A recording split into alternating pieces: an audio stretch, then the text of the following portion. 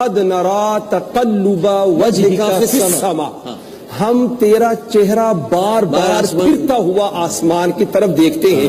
اس کا مطلب کہ صحابہ کرام مجمعین کو کون دیکھتا ہے؟ اللہ تعالیٰ دیکھ رہے ہیں۔ اللہ دیکھ رہے ہیں۔ اللہ کہتے ہیں ہم دیکھتے ہیں اللہ آپ کا چہرہ آسمان کی یہ بات کس سے کہی گئی؟ رسول اللہ صلی اللہ علیہ وسلم وحی نازل ہو رہی ہے۔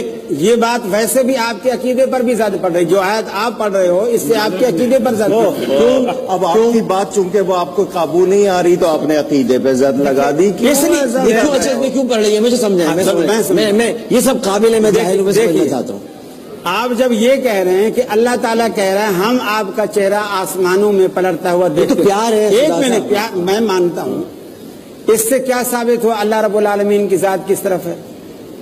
نہیں اللہ رب العالمین دیکھ رہا ہے، اللہ دیکھ رہا ہے اپنے حبیب کو، اللہ کو تکتا رہتا ہے، ارے اپنے پیارے کو تکتا رہتا ہے، یہ بھی آیا میرے سوال کا جواب آپ نے نہیں، مگر اس میں یہ کیا بات ہے؟ یہ سوال ہی نہیں ہے، یہ تو سوال ہی نہیں ہے۔ اللہ عرش الرحمن علی العرش استوى، یہ بات ہی نہیں ہے نا، اسی لیے میں کہہ رہا تھا کہ آپ کے عقیدے پر امام بخاری رحمۃ اللہ الرحمن علی العرش استوى، آسمان کا مطلب دیکھنا یہ نہیں ہوتا کہ خدا وہاں ہے، آسمان کی طرف کا مطلب ہوتا ہے وہ بہت بڑا ہے، اونچا ہے، اونچا دیکھو۔ ڈاکٹر صاحب آپ کسی ایسے بچے کو بلاؤ جس کو میں یہاں دیکھوں خدا کو یوں دیکھیے، نہیں دیکھ سکتا، ڈاکٹر صاحب دیکھیے ہو جائے گی نا، میں خدا کو یوں نہیں دیکھ سکتا، میں یوں نہیں دیکھ سکتا، میں یوں دیکھوں گا بھائی، بالکل، اس لیے کہ وہ ہے اوپر، نہیں یوں نہیں کہوں گا، نہیں وہ ادھر بھی ہے ادھر بھی ہے۔ دیکھیے آپ مجمع میں سے ایک چھوٹے سے بچے کو بھی بلائے نا جو بول نہ سکتا، بچے سے کیوں پوچھیں، علماء سے پوچھیں آپ۔ ہاں تو پھر بچے سے کیوں پوچھ رہے ہیں؟ اس لیے کہ یہ مسئلہ ایسا ہے کہ بچہ بھی سمجھتا ہے، اچھا اللہ نے اس کی فطرت میں ڈال لوگوں نے غلط پڑھا دیا۔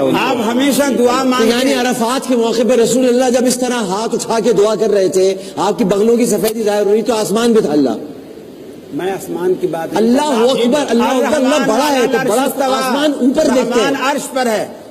آپ ہمیشہ دعا مانگتے ہیں، آپ ہاتھوں کا رخ کدھر کرتے ہیں؟ اچھا یہ میرے مگر اس سے سمت کہاں سے نبی قائم ہو کریم گئی؟ کو معراج ہوئی، نبی کریم کو معراج ہوئی، آپ کو معراج ہر جگہ ہے کہ نہیں؟ جایا گیا؟ اللہ حاضر و ناظر ہے، ہر جگہ ہے نا، ہر جگہ علم کے اعتبار سے، ذات کے اعتبار سے عرش پر۔ استغفر اللہ کہ اللہ تعالیٰ کے استغفر اللہ کی کیا بات کہ ہے؟ اللہ عرش پہ ایک صحابی نے اپنی لونڈی کو تھپڑ مار دیا کسی جرم کی بنیاد پر، پریشان ہو کر رسول اللہ صلی اللہ علیہ وسلم کے پاس آیا کہ میں اس کا ازالہ کرنا چاہتا ہوں، اور آپ فرمائیں کہ کیا میں اس کو آزاد کر دوں اس کے ازالے میں، اللہ میرا جرم معاف کر دے گا؟ آپ نے فرمایا اگر وہ مومنہ ہے تو اسے آزاد کر دے۔ اس نے کہا یا رسول اللہ میں نے آج تک یہ بھانپا ہی نہیں، جانچا ہی نہیں کہ وہ مومنہ ہے کہ نہیں ہے۔ آپ نے فرمایا میرے پاس لے آ، وہ اس کو لے کر آیا، اس کا ایمان جانچنے کے لیے نبی مکرم نے صرف 2 سوال کیے، اس سے مسند احمد کی روایت ہے، صرف 2 سوال۔ پہلا سوال کیا این اللہ، اللہ کہاں ہے؟ حدیث میں آتا ہے فاشارت الی السماء، اس نے انگلی سے آسمان کی طرف اشارہ کیا، اور ایک روایت میں آتا ہے قالت فی السماء، اس نے کہا آسمانوں میں ہے۔ آپ نے دوسرا سوال کیا من انا، میں کون ہوں؟ آپ نے اس خادمہ نے کہا انت رسول اللہ، آپ اللہ کے رسول ہیں۔ آپ نے فرمایا مومنہ ہے، اسے آزاد کر دے۔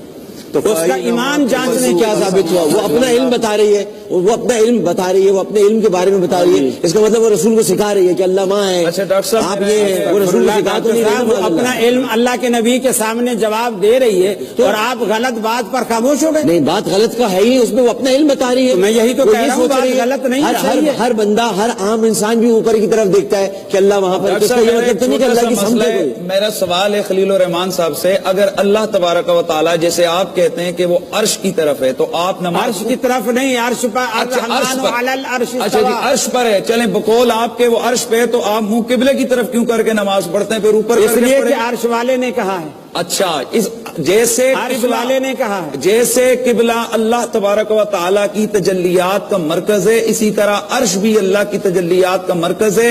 اللہ کائنات کو گھیرے ہوئے، آپ کی تفقع نہیں چاہیے، اپنے مجھے قرآن میں نہیں، حدیث کی نصوص چاہیے، یہ آپ کیا سمجھ رہے ہیں وہ نہیں چاہیے، لیکن قبلتاً ترداہ میں خطا نہیں ہے، قبلتاً ترداہ میں خطا نہیں ہے، بالکل۔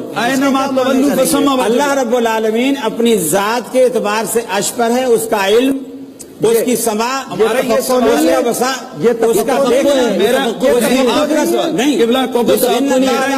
سوال ہے اللہ ہر چیز۔ خلیل الرحمان صاحب مجھے ایک سوال کا جواب دیجئے کہ اللہ عرش پر ہے تو عرش اللہ سے بڑا ہے یا اللہ عرش سے بڑا ہے؟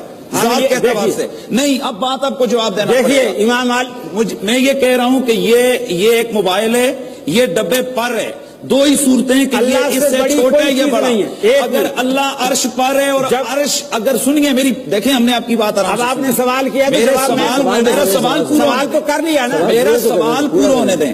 اللہ اگر عرش پہ ہے تو سوال یہ ہے کہ اللہ عرش سے بڑا ہے یا چھوٹا. اگر اللہ عرش سے چھوٹا ہے تو اکبر نہ ہوا, اور اگر اللہ عرش سے بڑا ہے تو جو آپ کہہ رہے ہو وہ پر نہ ہوا. ہمارا عقیدہ تو یہ اور ہونا چاہیے. اس پر امام اسحاق بن راہوے, امام بخاری, امام احمد بن حنبل, سوال کے جی الرحمن علی العرش استوى معلوم والکیف مجہول والایمان بہ واجب والسؤال عنہ بدعۃ. 4 باتیں امام مالک رحمۃ اللہ نے فرمائی. اللہ کے خلاف کیا ہے, خود آپ نے اس کے خلاف. اب مجھے بات کرنے دیں. اللہ رب العالمین کی ذات عرش پر ہے, اس پر ایمان واجب ہے, اس کی کیفیت ہمیں معلوم نہیں. اس کے بارے میں سوال کرنا جیسے عرش بڑا ہے اللہ بڑا ہے, اس کے بارے میں سوال کرنا بھی جاتا ہے. ٹھیک, انہوں نے یہاں اس روایت کا اب عرش کیا ہے یہ بھی نہیں کسی کو معلوم. عرش کیا ہے یہ بھی نہیں معلوم کسی کو. ڈاکٹر صاحب عرش کا تو پتا ہے, عرش کیا ہے یہ بھی اس کسی کو نہیں معلوم. عبارت کا ترجمہ غلط عرش بھی نہیں پتا کسی کو کیا پتا ہے. عرش بھی نہیں آپ معلوم. صحیح کر رہے انہوں نے اس روایت کا ترجمہ غلط کیے. کل میں انشاءاللہ چلیں نہیں, آج صحیح کریں نا. کل ہو جائے گی نا بات. ڈاکٹر صاحب افطار کا وقت نہیں ہوں گے. یہ بھی بلا لوں گا کل. نہیں بھائی تم سب لوگ کل آ جانا یار, آ جائیں گے یہ لوگ کل. ایک وقفہ